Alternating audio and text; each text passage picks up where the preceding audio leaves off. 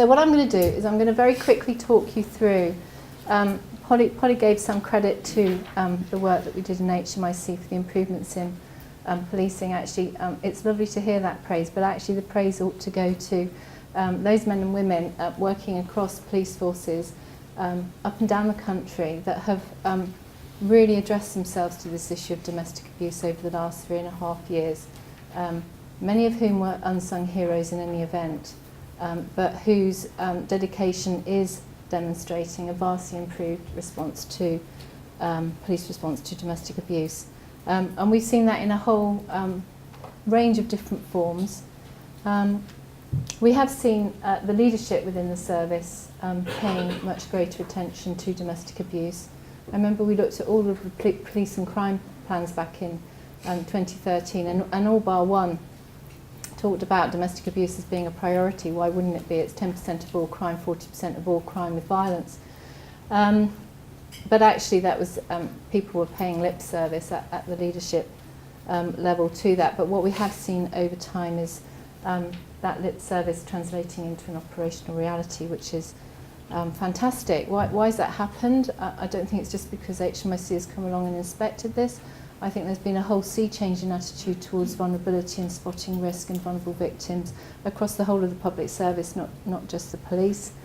The reason I think why attitudes and culture are probably getting better is because at long last, alleluia, NCOUT is not the saviour of us all. Sorry for those of you that aren't in police, but NCOUT is that completely ridiculous form of training where you do something online. Everyone knows that the multiple choice answers are passed around the station. In fact, one person may sit there and do the NCOUT training for the whole of the particular team, and you get your tick in the box. But actually what's now happening is proper training, proper discussion for police officers, face-to-face discussions with survivors of domestic abuse, understanding some of these really complex issues around domestic abuse, better understanding of coercion and control.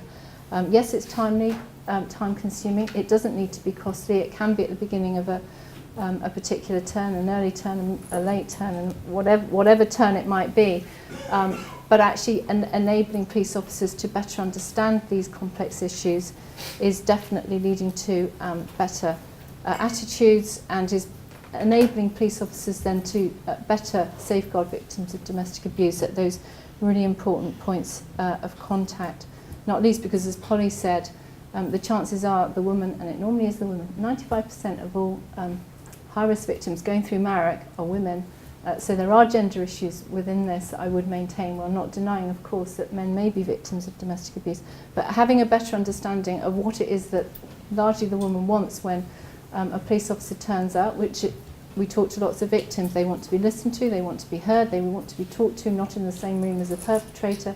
They want to be believed, and then they want a decent policing investigation on top. I don't think that that's too much to ask.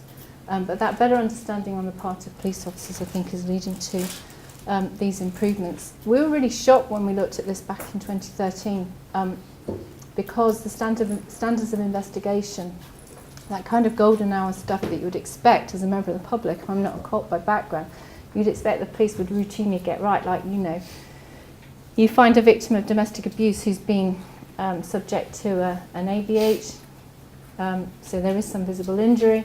You'd kind of expect that the police might take a photograph of that injury, but actually we found that in 50% of the 600 files that we reviewed, that didn't happen. I found that shocking. I found that a dereliction of duty in some respects, but that's changing, thankfully.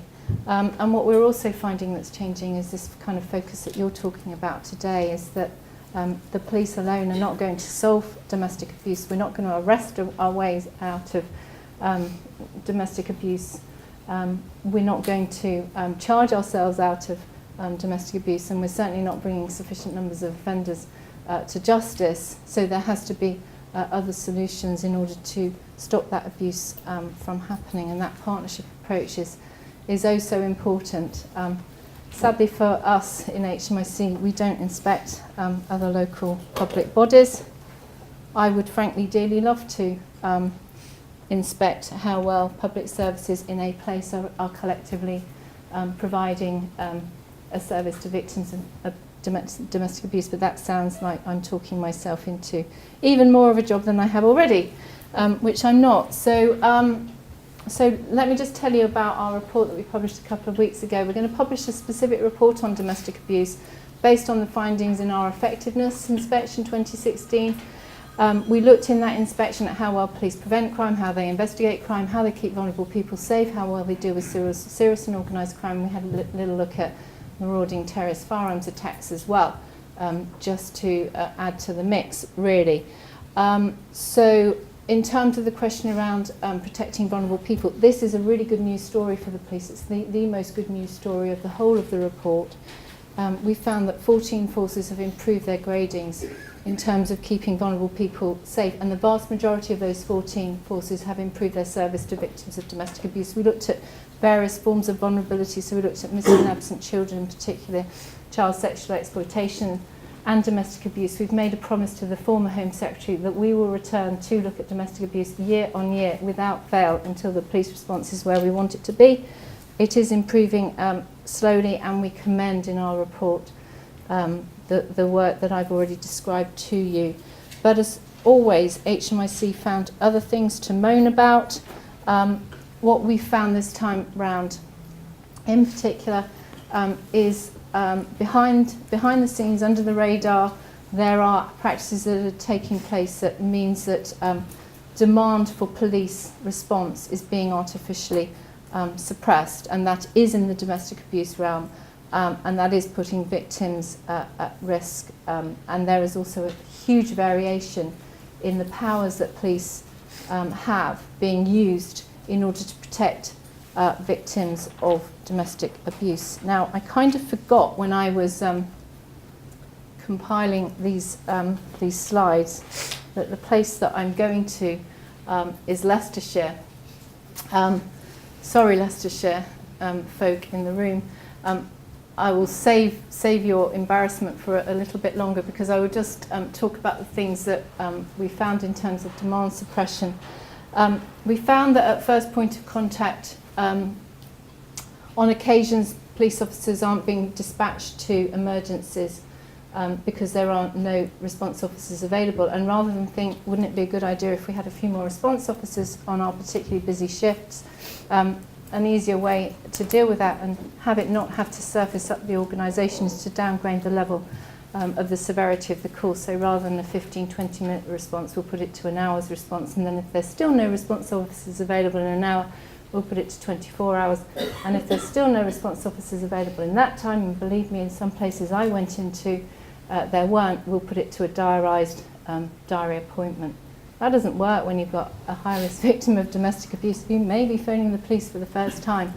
That simply doesn't work. What we also found in some places, and this is just by way of example, and this is for you to test in your forces whether this is happening, is the risk to victims of domestic abuse, high-risk victims, is being artificially suppressed simply because there aren't sufficient slots, if you like, on MARIC. I hear absolutely what Polly says about MARIC, and I think a conversation needs to be had about the value of MARIC and alternatives to MARIC. But nonetheless, for some victims of domestic abuse, that referral through MARIC is the first opportunity to have that kind of wraparound series of services that Polly described far more eloquently than I did. And suppressing demand in one force, not a million miles away from here actually, where they were suppressing demand perhaps, or at least high-risk victims were being downgraded to medium risk in 50% of all cases that refer to the specialist units, then something's going wrong somewhere. Either the specialist units are getting it wrong, or officers at first point of contact with the victims are getting it wrong. So that sort of needs sorting out. We said last year, we've said the previous year, that actually those that work in specialist units do a tremendous job, but we found in too many forces the workloads are too high, the workloads are increasing. It is not surprising. There has been a 61% increase in domestic abuse recorded crime in the last 3 years. 61%. As soon as that crime gets on the record, something needs to be done about it. So is it surprising that actually officers working in these areas and those supporting officers in these areas are under stress, are feeling overwhelmed? No. But it's our job to expose that and to ask what's happening about it. And then as I say, unacceptable variation in some things like arrest rates and also the extent to which criminal justice investigations are pursued. So as I say, not really sparing Leicestershire's blushes on this. I understand that you used to pick up perpetrators and drop them in a field. Well, that would actually be quite a good thing, because at the moment, if you're a perpetrator in Leicestershire, you've got a 60% more than chance of not being arrested for a domestic abuse crime. Not as bad as Hampshire, where you have a 75% chance of not being arrested for a domestic abuse crime. Whereas in some other forces at the other end, let's slightly ignore the City of London because it's a bit of a quirky old force. It doesn't have any inhabitants. I think there's 2 or 3 people that live in the Barbican, but that's about it. But, you know, at places like Lincolnshire, Norfolk, Avon and Somerset, you've got kind of over an 80% chance of being arrested for a crime of domestic abuse. If you live in those areas, if that's not a postcode lottery, I don't really know what is. And then importantly too, is this issue around victim doesn't support police action. I mean, you heard from Polly, she understands this far better than I do. There are a whole range of complex reasons why women may look like they are disengaged. And I kind of shudder when I hear that, when I talk to cops about, oh, the victim wouldn't engage with us. Actually, police have got some very simple tasks in life, which is to bring offenders to justice and to keep victims safe. And police officers have been given this power of arrest, and they also have power of investigation. And I think it's quite important that that's used. And I find it absolutely astonishing that in some force areas, Hampshire, nearly 2/3 of all crimes relating to domestic abuse are stopped at a pretty early stage, if we're being honest. The investigation will not have proceeded very far on the grounds that victim does not support police action, whereas other forces at the other end of that that graph, so the sort of the Lincolnshires, the Derbyshires, and the Gwents, that's really not happening to a significant degree. Again, you have to ask, and we have to be very careful. These are just 2 pieces of data. We look at shank loads of data when we do our inspections, but this is just by way of illustration. You can't tell me that victims of domestic abuse in Hampshire are getting a similar service to victims of domestic abuse in Derbyshire, and that to me doesn't seem to be right or acceptable. So we identified a whole load of areas for improvement for 2017. What we would like to see forces think about further. Effective risk assessment. We know that there's some, I think Rachel will probably talk about this in a bit, some work going on around looking at the dash and how effective that is. That work hasn't concluded yet, and our message to all forces is don't ditch the dash. We've been saying that for a long time. It's all we have at the moment. Let's hold on to it. It's really important that we identify risk through the dash.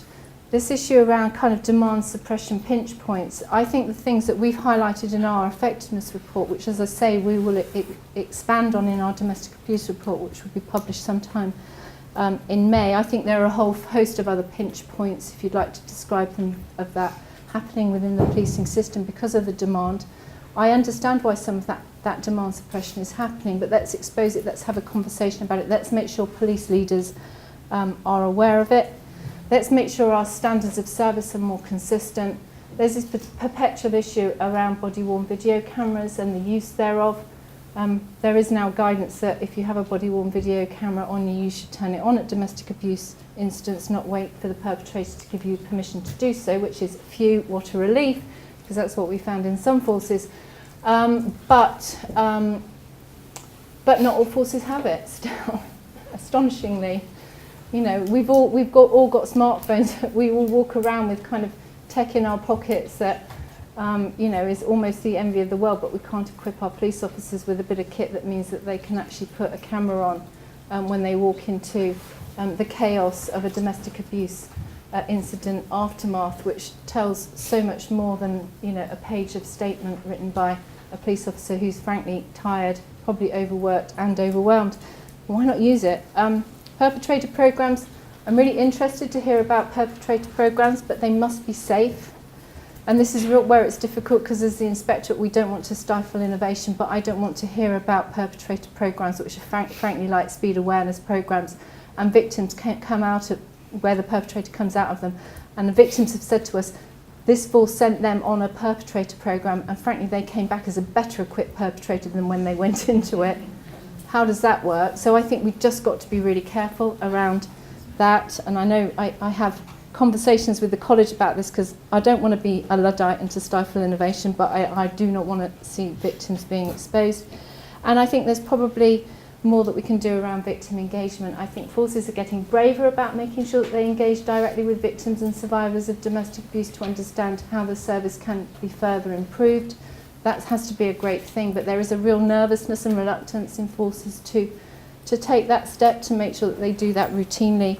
And last but not least, there's this thing called police and crime commissioners. They have a huge role to play in holding police forces, but also other public services to account in the provision of services to victims of domestic abuse. So we would continue to encourage PCCs to continue to perform that role. So that's just a really brief rush through, if you like, of what our findings are, but hopefully that's given you a little bit of food for thought.